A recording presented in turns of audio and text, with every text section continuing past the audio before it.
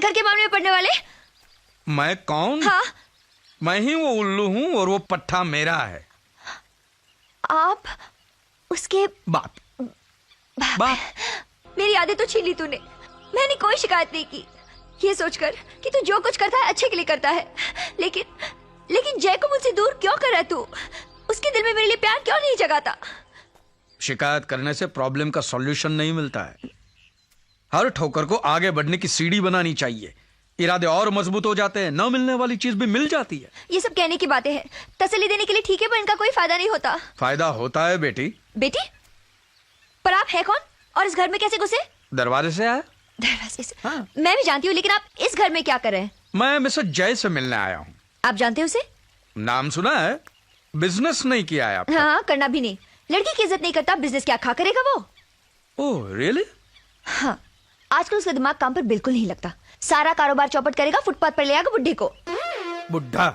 हाँ, अपने डैड को। ओह, ओह, बाप बुढ़ा। अच्छा वो तुमने अंदर की बात बता दी। It's okay. मैं तुम्हारी कोई प्रॉब्लम दूर कर सकता हूँ क्या? हाँ?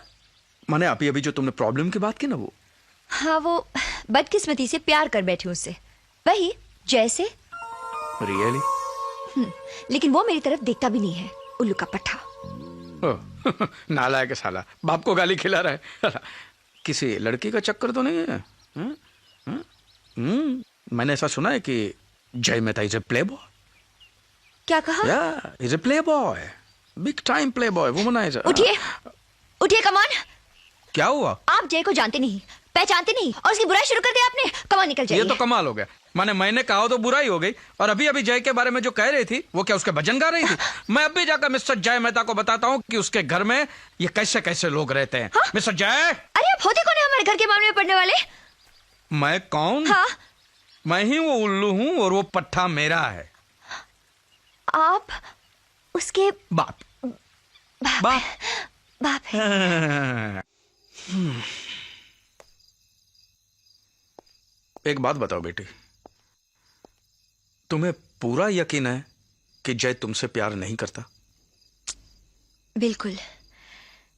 उसकी जिंदगी में सिर्फ दो ही लोग हैं, अंशु और उसकी माँ।